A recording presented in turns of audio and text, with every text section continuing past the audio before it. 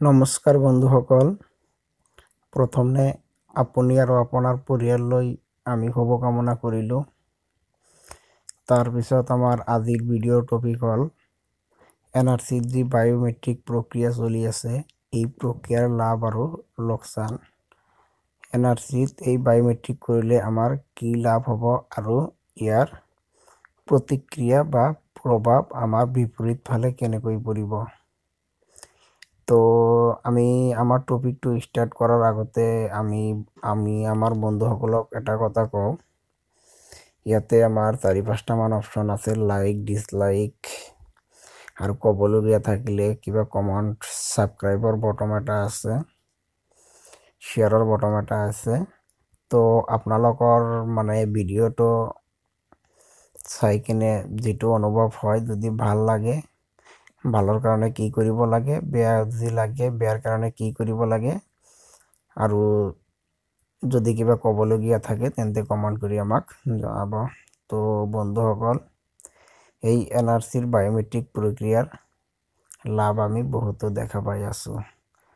এটা কামত এতিয়া আমাৰ ব্যৱহাৰ হ'লে পিছত আমাৰ এইটো বহুতো কামত লাগি যাব, আৰু ইয়াৰ এটা লোকচানো আমি ইতিমধ্যে লক্ষ্য কৰিছোঁ। তো চাওক বন্ধুসকল, ইয়াতে আমাৰ গোটেই অসমত কি যিটো 1241টা আধাৰৰ চেণ্টাৰ দিছিল, বৰ্তমান সেই আধাৰৰ চেণ্টাৰবিলাক বন্ধ কৰি দিয়া হৈছে।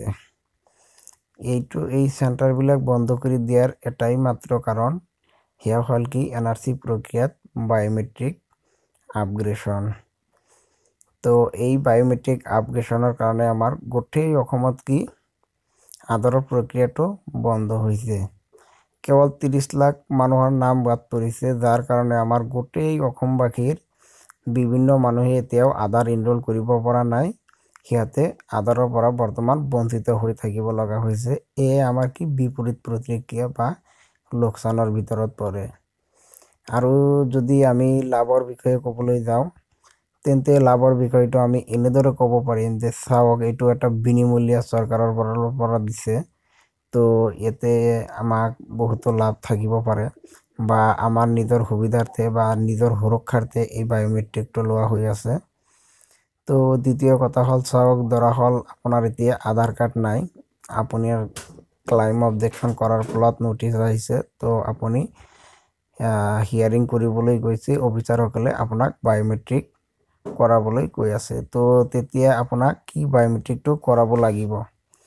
এই ক্ষেত্ৰত আপুনি বায়োমেট্ৰিকটো নকৰি তাৰ পৰা উভতি নাহিব, এয়া আমাৰ অনুৰোধ। তো বায়োমেট্ৰিক কৰিলে আপোনাৰ কি লাভ হ'ব, আপুনি যে এতিয়া বায়োমেট্ৰিকটো কৰাব NRCৰ সময়ত, হিয়াৰিঙৰ সময়ত, তো আপোনাৰ কি হ'ব, পিছত এই বায়োমেট্ৰিকৰ ফলত এটা কি আধাৰ নম্বৰ জেনেৰেট হ'ব। আৰু এই আধাৰ নম্বৰটো জেনেৰেট হ'ব তেতিয়াই যেতিয়া আপোনাৰ NRCত নাম অন্তৰ্ভুক্ত হ'ব বা চূড়ান্ত NRCখন প্ৰকাশ পাব, তেতিয়া আপোনাৰ কি এই আধাৰ নম্বৰটো জেনেৰেট হ'ব। তো এয়া আমাৰ কি লাভ হয়। গতিকে চাওক, NRCৰ বায়োমেট্ৰিকৰ প্ৰক্ৰিয়াটো গোটেই অসমত কি যিটো আধাৰৰ চেণ্টাৰসমূহ বন্ধ হৈ আছে, এক্সেপ্ট বেংকবিলাকত চলি আছে কেৱল। তো যিসকলৰ ইতিমধ্যে কি খুব জৰুৰী আধাৰ নম্বৰটো বা বিভিন্ন কামৰ কাৰণে অতি প্ৰয়োজনীয় হৈছে, সিহঁতে বেংকত গৈও বনাব পাৰে। কিন্তু আমাৰ কি NRCৰ যিটো সমস্যা অসমবাসীৰ কাৰণে, গোটেই অসমবাসীৰ কাৰণে বহুত দিনৰ পৰাই আমি কি ইয়াৰ ওপৰত কি চৰকাৰে কাম কৰি আছে।